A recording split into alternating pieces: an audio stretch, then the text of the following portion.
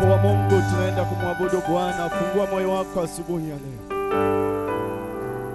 Ni wewe wa kuabudiwa, ni wewe, ni wewe wa kuabudiwa, ni wewe,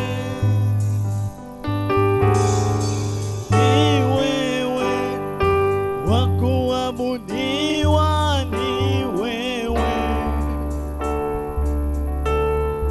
ni wewe wa kuabudiwa, ni wewe, ni wewe Bwana, ni wewe wa kuabudiwa, ni wewe, oh, ni wewe Bwana, ni wewe wa kuabudiwa, ni wewe, ni wewe wa kuabudiwa, ni wewe, ni wewe wa kuabudiwa, ni wewe, wa kupewa sifa na utukufu na heshima, ni wewe, mwenye nguvu na uweza, ni wewe, ni wewe Bwana, ni wewe wa kuabudiwa, ni wewe, oh, ni wewe Bwana, ni wewe wa kuabudiwa, ni wewe, Sifa wa kupewa sifa, kupewa sifa na utukufu na heshima, ni wewe, mwenye nguvu na uweza, ni wewe, sifa wa kupewa sifa, kupewa sifa na utukufu na heshima, ni wewe, mwenye nguvu na uweza, ni wewe. Baba wa kupewa sifa, Kupewa sifa na utukufu na heshima, ni wewe, mwenye nguvu na uweza, ni wewe.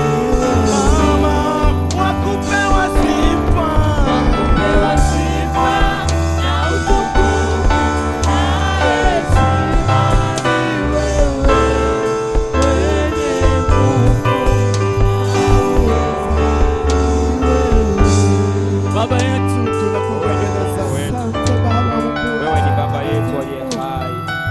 Tazama Bwana, tuko mbele zako. Ni wewe Mungu wa kuabudiwa, ni wewe mfalme wa wafalme, Mungu uliye mkuu Jehova. Tazama tuko mbele zako watoto wako, kama hivyo desturi Bwana, tumejikusanya mahali hapa Bwana Mungu, tunakutukuza. Achilia nguvu yako Bwana, achilia uwepo wako na ulinzi wako, achilia neema yako Mungu wetu aliye hai mahali hapa. Mfalme mtakatifu, tunakutukuza Bwana, tunakuinua Mungu wetu, tunakushukuru kwa matendo yako makuu, katika jina la Yesu Kristo wa Nazareti aliye hai. Baba, endelea kuonekana Bwana kwa ajili ya watu wako na ibada hii ya leo Bwana Mungu wetu aliye hai. Bwana, achilia uwepo wako na ulinzi wako, achilia nguvu yako mahali hapa Bwana, achilia neema Mungu wetu aliye hai. Hakuna Mungu kama wewe Bwana, na yote haya Bwana tunajikabidhi mikononi mwako, ni katika jina la Yesu Kristo na Mwokozi wetu. Baba, tunaomba na kuamini, amen. Mazuri, asante praise. Mungu awabariki sana. Asante praise. Mungu awabariki sana.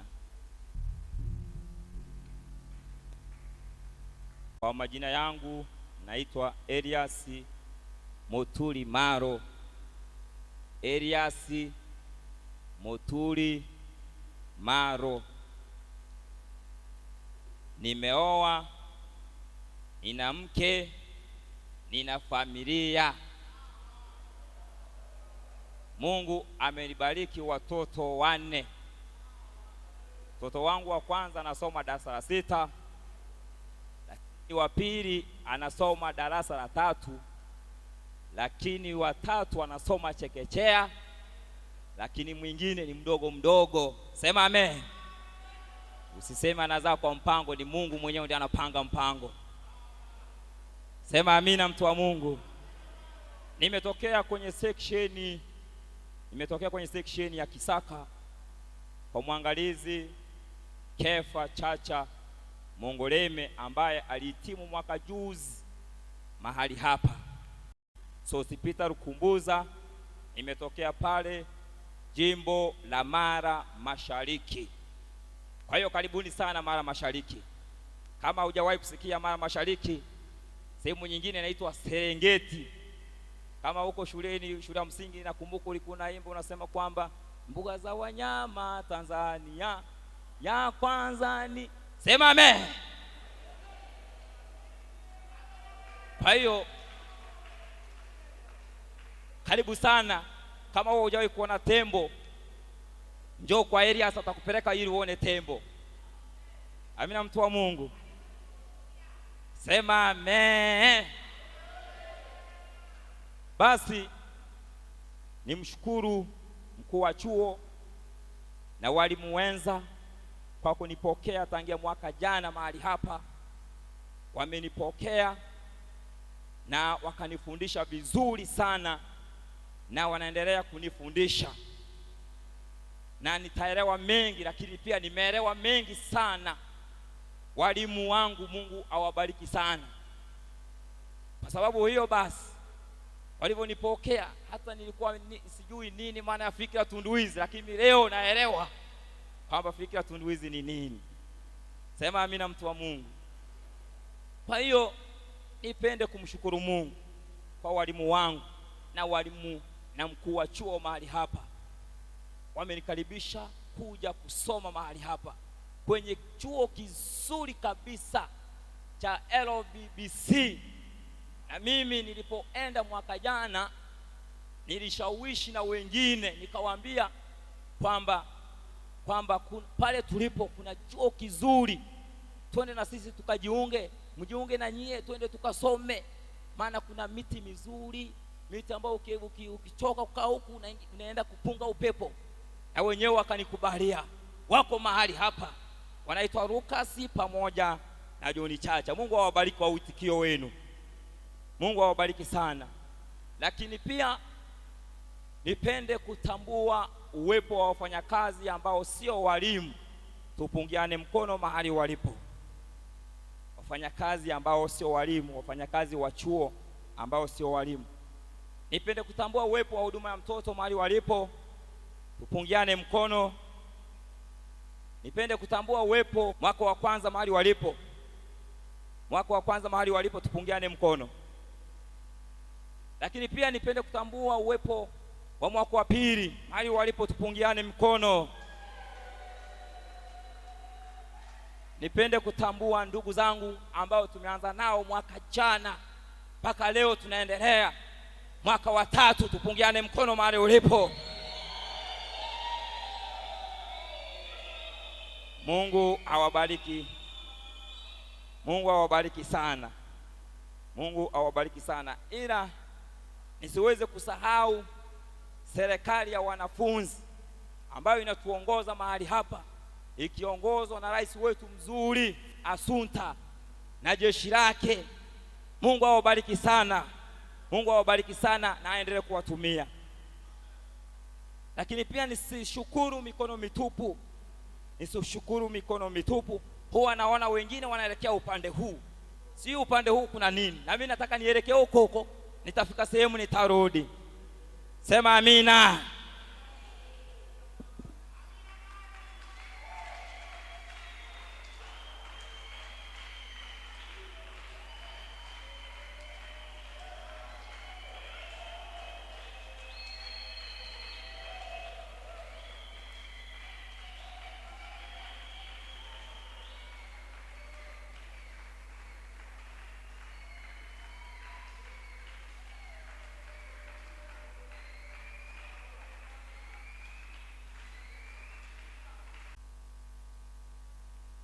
Amina.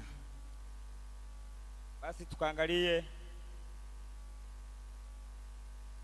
somo letu, tutatoka pale kwenye kitabu cha Petro wa pili. Wewe mwenye kuandika unaweza kuandika Petro wa pili sura ya 3 mstari wa 13 mpaka mstari wa 17. Petro wa pili sura ya 3 mstari wa 13 mpaka mstari wa 17. Karibu msomaji ambaye unaweza kunisomea. Ilivyo ahadi yake, natazamia mbingu mpya na nchi mpya ambayo haki yakaa ndani yake. Kwa hiyo wapenzi, kwa kuwa mnatazamia mambo hayo, fanyeni bidii ili muonekane katika amani kuwa hamna mawaa wala aibu mbele yake. Nanyi hesabuni uvumilivu wa Bwana wetu kuwa ni wokovu, kama vile na ndugu yetu mpenzi Paulo alivyoandikia kwa hekima aliyopewa, vile vile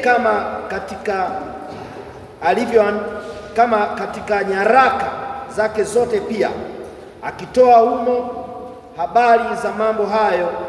Katika nyaraka hizo yamo mambo ambayo ni vigumu kuelewa nayo, na mambo hayo watu wasio na elimu, wasio imara huyapotoa, kama vile wapotoavyo na maandiko mengine kwa uvunjifu wao wenyewe. Basi wapenzi, mkitangulia kujua hayo, jilindeni nafsi zenu, sije mkachukuliwa na kosa la hao wahalifu, mkaanguka na kuacha uthibitifu wenu. Kama wewe Bwana, tazama kwa ajili ya neno lako Mfalme, anitumie kama chombo tu kilicho kitupu. Roho Mtakatifu ukawe ndio mwalimu, ukawe ndio wa kufundisha Bwana. Tazama watu wako wamejikusanya mahali hapa. Wewe ni Mungu usiyeshindwa, wewe ni Baba mwenye neema na utukufu. Tazama Bwana, najiweka mikononi mwako, na watu wako na wakabidhi mikononi mwako. Yesu, endelea kutoa usikivu, uweze kutufungulia masikio yetu Bwana, hata tuweze kuelewa hili somo au hili neno lako. Mfalme mtakatifu, tunakushukuru, ni katika jina la Yesu Kristo Baba naomba na kuamini, amen. Kitabu hiki cha Petro amekiandika Petro mwenyewe, anajitambulisha kama Simoni Petro, na Petro huyu nayemzungumza ni Petro ambaye ni mojawapo ya wanafunzi 12. Petro huyu kupatikana kwake kabla hajawa mwanafunzi wa Yesu. Kipindi Yesu anatembea, alipita kando kando ya ziwa Galilaya, aliwakuta wakiwa wawili wakivua samaki. Yesu akawaambia kwamba nifuateni. Wakaziacha zile nyavu zao wakamfuata Yesu. Petro huyu naye mzungumza ndio Petro ambaye ameandika waraka wa kwanza wa Petro, lakini pia ameandika waraka huu wa pili wa Petro. Na kipindi anaandika waraka wa kwanza wa Petro ameandika mwaka 60 mpaka 63, lakini waraka huu wa pili ameandika mwaka 66 mpaka mwaka ule 68, akiwa gerezani pale Rumi. Petro huyu alikuwa ni mwanafunzi ambaye alimpenda sana Yesu, lakini kusudi la kuandika hiki kitabu aliandika kwa makusudi mawili, akiwasihi watu wake, anawasihi waumini wautafute kwa bidii utakatifu na kutafuta ufahamu wa kweli wa Kristo. Ni kutafuta kwa bidii utakatifu na kutafuta ufahamu wa kweli wa Kristo. Kusudi la pili anasema kufichua vitendo viovu vya walimu na manabii wa uongo. Wakati Petro akiwa gerezani alisikia waandikiwa wake ambao aliwaandikia, ambao ilikuwa ni Asia ndogo aliyoandikia waraka wa kwanza, lakini pia amewaandikia huu waraka wa pili wa Petro, akiwaambia ya kwamba kuna wakati ambao walimu wa uongo watainuka katikati ya makanisa, watainuka na manabii wa uongo watainuka, wataleta vitu ambavyo sivyo, watapotoa maandiko, watapotoa maandiko. Na hao manabii wa uongo waliinuka watangia wakati huo, sio leo tunavyowaona. Kwa hiyo wakati huo sasa Petro aliendelea kuwasihi sana hawa waumini, ambayo ilikuwa ni Asia ndogo, na mwaka ilikuwa ni 66 mpaka 68 baada ya Kristo. Na somo letu tunasema tungonje kwa uvumilivu siku ya Bwana. Wewe ambaye unaandika, tungonje kwa uvumilivu siku ya Bwana. Nini maana ya uvumilivu? Nipende kupata mtu mmoja aniambie nini maana ya uvumilivu. Siko mbali na huyu mtumishi wa Bwana aliyekaa. Nimesema kwamba uvumilivu ni alama ya tabia ya Mungu,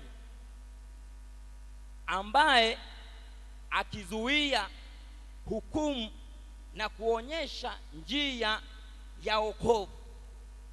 Uvumilivu ni alama ya tabia ya Mungu mwenyewe, akizuia na kuonyesha njia ya wokovu.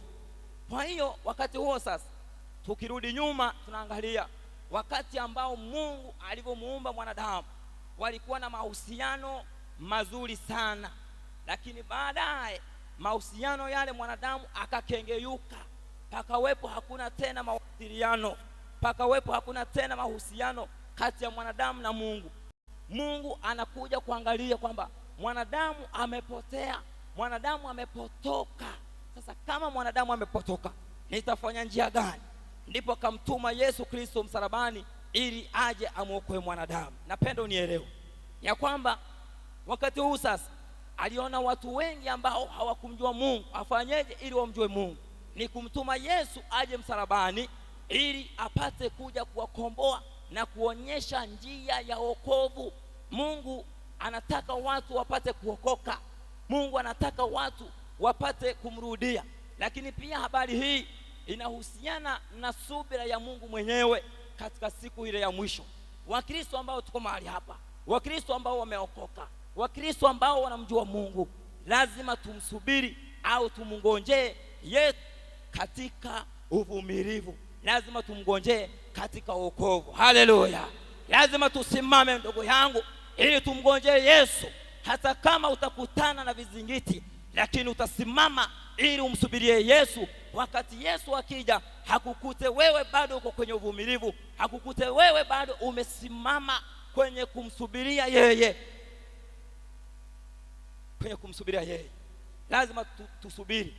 Wakristo, watu wa Mungu, waumini. Petro anazungumza, anawaambia wa Asia ndogo, ambao ni habari ambao wamewaandikia. Anawaambia wakati huu sasa kuna walimu watainuka. Hata kama mimi niko gerezani, msiache utakatifu. Lazima msimame, muwe wavumilivu hata kama nikifa leo. Na hizi habari ambazo nimeziandika, mkizisoma mtazielewa na kuzikumbuka ya kwamba lazima tutafute sana uokovu wa Bwana. Kuna mambo ambayo yanaweza kusababisha mtu asiwe mvumilivu. Kuna mambo ambayo yanaweza kusababisha mtu asiweze kuwa mvumilivu katika kumsubiri Bwana. Jambo la kwanza ni kupotosha. Kwenye mstari wa 16 pale C, naomba unisomee. Elimu wasio imara huyapotoa, kama vile wapotoavyo na maandiko mengine kwa uvunjifu wao wenyewe. Petro anazungumza na watu wake, anasema kuna mambo ambayo ni vigumu kuyaelewa. Anawaambia kwamba kuna mambo ambayo ni magumu, ni vigumu kuyaelewa. Anawaelezea, anawasihi, anasema kwamba kuna wakati ambao watu watakuja ambao hawana msimamo, ambao watapotosha hii elimu ya Mungu, watapotosha maandiko. Kama maandiko yanavyosema, watayapeleka sehemu nyingine.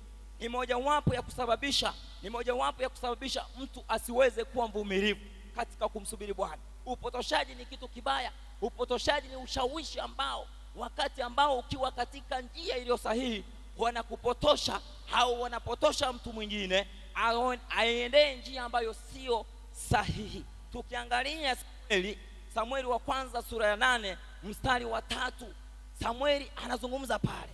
Hiyo sura inazungumza mahali hapo wakati Samueli alipokuwa akiongoza taifa la Israeli.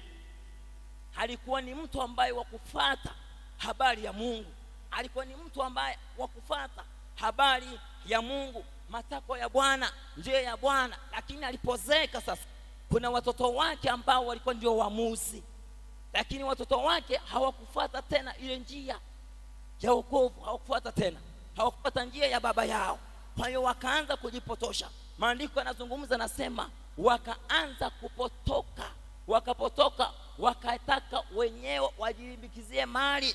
Sasa wana wa Israeli wakasema sio vizuri, wakamwendea Samueli, wakamwambia Samueli, kama Samueli, sasa sisi tumeona hao watoto wako hawajasimama vizuri, wanaanza kujilimbikizia mali. Ni watu ambao wanapotosha sana, ni watu wa kupotosha. Kwa hiyo kama ni watu wa kupotosha, tunaomba utuchagulie mwamuzi ambaye sasa, hiyo ilikuwa ni mbaya sana machoni pa Samueli,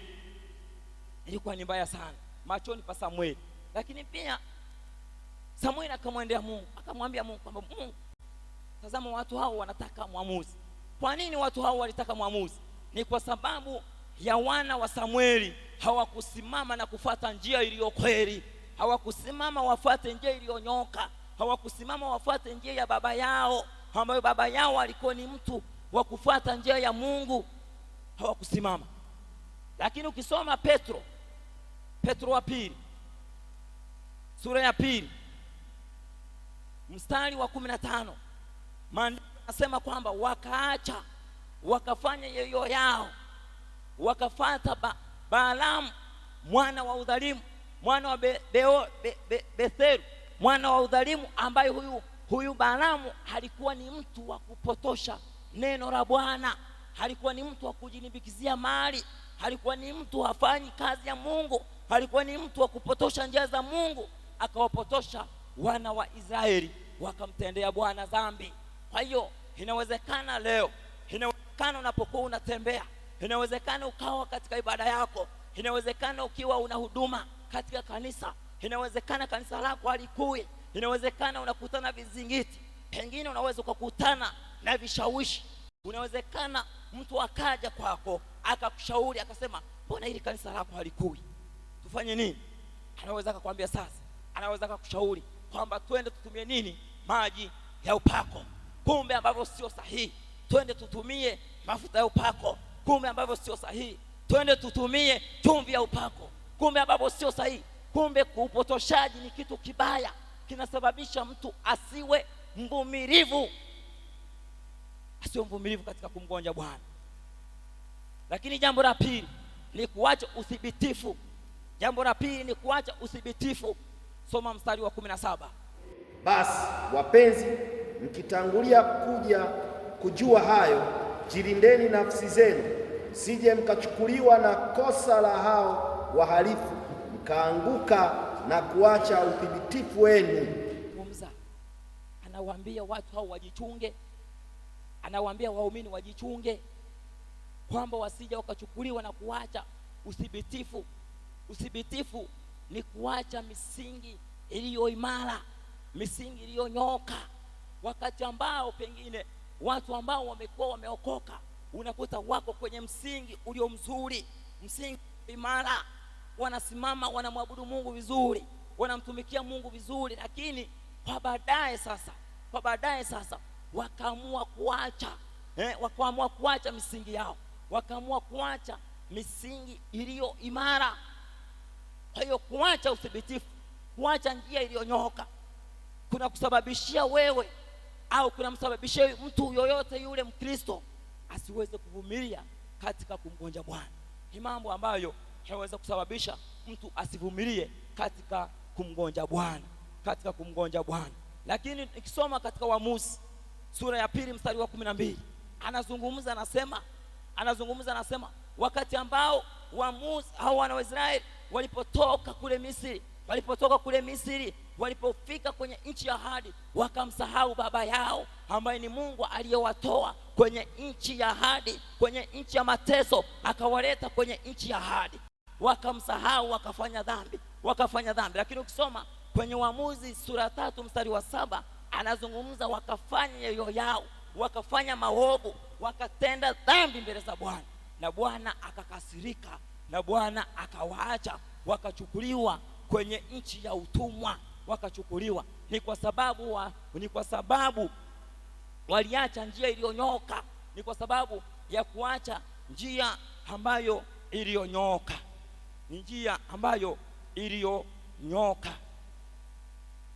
Kwenye njia iliyonyooka, usiache njia ambayo imenyooka, kwa sababu kuacha njia iliyonyooka ni jambo ambalo linasababisha mtu asiwe mvumilivu, mtu asisimame kwenye njia yake. Lakini pamoja na hayo kuna mambo ya kutusaidia, ili tusimame, tukaokovu, tukavumilie siku ya Bwana ambayo itakuja. Tutakutana na Bwana, na Bwana atatukuta tumesimama, tunamhubiri Bwana, tunamtangaza habari zake. Jambo la kwanza, tuhesabu uvumilivu wa Bwana ni wokovu. Jambo la kwanza ni kuhesabu uvumilivu wa Bwana kuwa ni wokovu. Soma msomaji wangu kwenye mstari wa 15 hapo. Nanyi hesabuni uvumilivu wa Bwana wetu kuwa ni wokovu, kama vile na ndugu yetu mpenzi Paulo alivyoandikia kwa hekima aliyopewa. Kuwa ni wokovu tunapokuwa tumesimama mahali hapa, tunapokuwa tumekutanika mahali hapa, na Mungu anatoa nafasi, na Mungu anavumilia wakati ambao pengine kabla mimi sijaokoka, inawezekana wakati huo Mungu akaja, mimi nisingeokoka, lakini Mungu alipovumilia mimi nimeokoka. Mungu alipovumilia wewe umeokoka. Mungu alipovumilia leo wewe ni mwinjilisti. Lazima wainjilisti msimame, mpeleke habari njema kwa watu wa mataifa, mpeleke habari njema, watu wapate kumjua Bwana. Mwanza itangaziwe ya kwamba kuna wokovu, Mwanza itangaziwe ya kwamba kuna wokovu. Lazima tusimame, tuijaze chepo, tutangaze habari ya Bwana, na watu wamjue ya kwamba kuna wokovu wa Bwana. Sema amen. Bwana wetu yupo na anatupatia nafasi ili tuweze kuwa watu wa uvumilivu. Bwana anataka, ukisoma Petro wa pili, mstari wa 3 pale, Petro wa pili sura ya 3 mstari wa 9b, anazungumza, anasema Mungu hataki mtu yeyote apotee, bali wote wageukie toba. Bali wote waifikirie nini? Waifikirie toba. Kwa hiyo tunapotangaza neno la Bwana, lazima watu wafikirie toba, lazima watu wamjue Bwana. Wakati ambao mimi sijaokoka, niliugua sana, niliteseka sana. Kipindi nilipokuwa sijaokoka, nilipatwa na jaribu la kuugua sana. Niliugua kama miaka 6, ninaumwa kichwa. Wakati ambao nilikuwa naumwa kichwa na machozi yananitoka, nikapelekwa hospitalini ili niweze kufanyaje, kupata matibabu au msaada, lakini sikuweza kupata msaada. Nilipoenda kupima, mimi mwenyewe nilikuwa naumwa, kichwa kinagonga kwa ukali sana au kwa nguvu sana, nilikuwa naumwa sana miaka 6. Naenda kupima, nakuta kwamba eti vipimo vinasema eti sina ugonjwa. Nikasema na vipimo vinaumwa kama mimi? Vipimo hivi vinaumwa kama mimi? Yaani mtu mimi naumwa hivi halafu hivi vipimo havionyeshi ugonjwa kweli? Nikatoka nikaenda sehemu nyingine, na hapo ninapelekwa na ndugu zangu, sio mimi mwenyewe. Nikapelekwa kwenye sehemu nyingine, hivyo pelekwa kwenye sehemu nyingine. Baadaye sikuweza kupokea uponyaji, wakaanza kunizungusha kwa waganga wa kienyeji, nikaanza kutembea, lakini pia sikuweza kupokea uponyaji. Lakini nikaamua siku moja, nikasema sasa kama mbona ninaumwa hata kufa sifi, sio nife tu basi niondoke duniani. Kichwa kinagonga lakini sifi, sio nafadhali nife. Nikaamua nichukue kamba nikajinyonge. Nilipoenda kujinyonga, wakati natembea naenda kujinyonga, nikafika kwenye mti, naangalia mti huu kwamba huu mti sasa inabidi nitulike pale kamba ili nijinyonge. Nilipofika pale, nakwambia hata sijui saa ngapi nimelala usingizi. Nilipiga usingizi wa kutosha kuanzia saa 6 mpaka saa 10. Nilipoamka, wazo tena la kujinyonga lilikuwa halipo tena. Nikasema ugali ulio mtamu hivi tena niache ugali niende tena kujinyonga? Hapana, nikarudi nyumbani. Nilipokaa huko nyumbani, nikasikia siku moja nimelala, nikamwona Yesu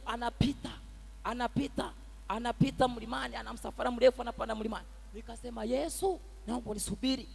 Yesu akanisubiri, akanishika mkono. Asubuhi yake nilipoamka, nikasema Yesu, nimemwona Yesu akinishika mkono, labda pengine ndio anataka niende niokoke, labda ndio atakayeniponyesha. Nikaamua niende kanisani. Nikaenda kanisani, na nilienda kanisani saa 6 mchana. Nikwambie, nilipoombewa tu ugonjwa ulipotea. Kwa nini ugonjwa ulipotea? Kwa sababu Bwana anazungumza, anasema hataki hata mmoja apotee, bali waifikirie toba, bali wamjue yeye. Sikiliza nikwambie, wakati Sauli anapotembea kwenda kuangamiza kanisa, alikutana na Yesu barabarani. Yesu anamwambia, mbona waniuzi Sauli? Sauli anasema, ni nani Bwana? Akasema, mimi ndio Yesu ambaye unaniuzi. Sikiliza nikwambie ndugu yangu, Yesu akaniokoa. Yesu akanipa usingizi, nikalala, sikuweza kujinyonga. Leo natangaza habari zake. Ndio maana Yesu anasema hataki hata mmoja apotee. Sema amina.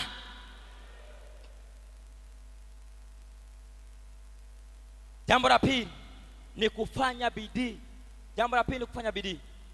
Mstari wa 14 soma, kufanya bidii. Mstari wa 14 soma 14. Kwa hiyo wapenzi, kwa kuwa mnatazamia mambo hayo, fanyeni bidii ili muonekane katika amani, kuwa hamna mawaa wala aibu mbele yake. Kwenye kazi ya Bwana tufanye bidii. Kama ni maombi, fanya bidii. Kama ni ushuhudiaji, fanya bidii. Lakini ukisoma kwenye Luka 15 mstari wa 8, anazungumza ni mwanamke gani ambaye akipotelewa na pesa asiwache tana kufanya bidii. Hata kama ana kitambi namna gani, lazima ataingia uvunguni ili atafute pesa yake, au ni uongo? Yesu mifano yake ilikuwa ni ya usahihi. Lakini ukisoma wa Filipi 3:12, anazungumza, anasema kwamba Paulo anawaambia wa Filipi, mimi mwenyewe sijafika, mimi mwenyewe napoenda bado sijafika, ninafanya bidii ili niweze kuimendea ile metari ambayo nimewekewa mbele za Bwana. Lazima usimame ufanye bidii. Lakini twende tuangalie mambo mazuri ya baadaye kama ukivumilia. Tuangalie mambo mazuri ya baadaye. Jambo la kwanza ni kulisi mbingu mpya na nchi mpya. Kwenye mstari wa 13, natazamia mbingu mpya na nchi mpya ambayo haki yakaa ndani yake. Mbingu mpya kwa ajili yako wewe. Umeahidiwa, mtu wa Mungu, umeahidiwa. Mbingu mpya ni yako. Naliona Yerusalemu mpya ikishuka kwa ajili ya watakatifu. Naliona Yerusalemu mpya ikishuka kwa ajili yako wewe. Lazima usimame, utalisi mbingu mpya. Yesu anawaambia wanafunzi wake kwamba msifadhaike mioyoni mwenu, mnamwamini Baba, mniamini na mimi. Kama sivyo, nyumbani mwa Baba mna makao mengi, kama sivyo ningekwambia. Kwa hiyo tusimame, tujue ya kwamba nyumbani mwa Baba mna makao mengi tena ya kutosha. Amen.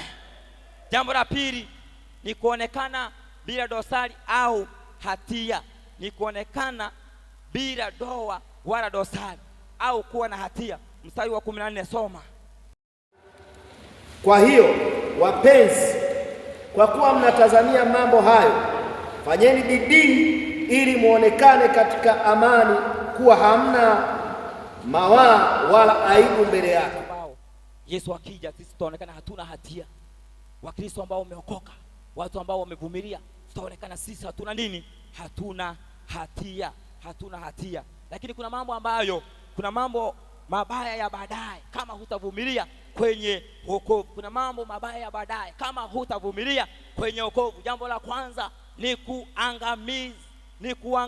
uangamizi au maangamizi, ni kuangamia au kuangamizwa. Jambo la kwanza, ukisoma Wathesalonike wa pili sura ya kwanza mstari wa 9, anasema watakaoadhibiwa, watakaotengwa na ufalme wa Bwana, watakaoangamia katika jehanamu ya milele, watakaoteseka ni wale ambao hawakuvumilia.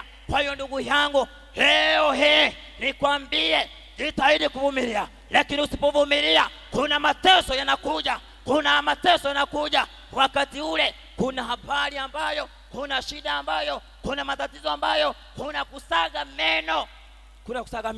Kwani usage meno? Kwani uteseke? Kwani utengwe na uso wa Bwana? Kwani uhangaike na kutengwa na utukufu wa Bwana? Naomba tusimame kwa miguu yako miwili wakati huu. Ndugu yangu, umesikia somo hili au neno hili la Bwana linavyosema? Naomba tusimame juu. Umesikia neno la Bwana kwamba lilivyosema ya kwamba wakati unakuja ambao sio mzuri, unataka kukata tamaa, lakini Bwana atakusaidia. Naomba tuombe na wewe baba yangu, naomba tuombe na wewe ndugu yangu, naomba usogee mahali hapa mbele ili tuombe na wewe. Karibu watumishi wa Bwana wapo, karibu tuombe na wewe. Wakati unakuja ambao mwanadamu anataka kukata tamaa, lakini Yesu anataka kusaidie. Usikate tamaa. Ukikata tamaa kuna maangamizi yanakuja. Karibu serikali ya wanafunzi ili tuombe kwa ajili ya watu hawa. Bwana, ninakuinua mfalme, wewe ni Mungu uliye mkuu. Tazama Bwana, watoto wako wamekubali Jehova, wamekubali Mungu wetu mwenye neema, Yehova aliye hai, Bwana mfalme wa falme. Tazama wengine hata hawana ada, wanataka wakate tamaa ili warudi nyumbani, lakini kwa siku ya leo Mungu amesikia neno lako. Kuna uvumilivu watauchukua Bwana, utawasaidia mfalme, utawasaidia Mungu, utawasaidia Kristo, watapata ada, utafanya njia hata pasipo na njia. Wewe ni Baba, wewe ni Mungu ali hai. Yote ya Bwana mfalme wetu amani, tunakutukuza Yehova, tunakuinua Mungu, tunakushukuru kwa uwepo wako na nguvu zako, ni katika jina la Yesu Kristo na Mwokozi wetu. Baba, tunaomba na kuamini, amen.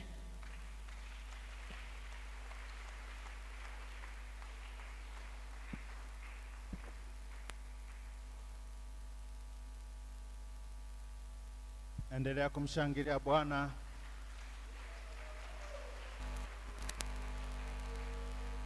Endelea kumshangilia Bwana. Utukufu.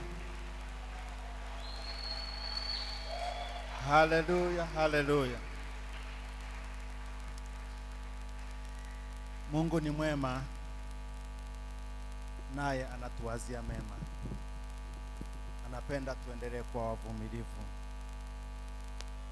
Jamani, inapendeza, inabariki namna gani? Bwana anayetuvumilia anatufundisha kwa wavumilivu. Kama utakunywa maziwa au mayai au juisi, sawa, tengeneza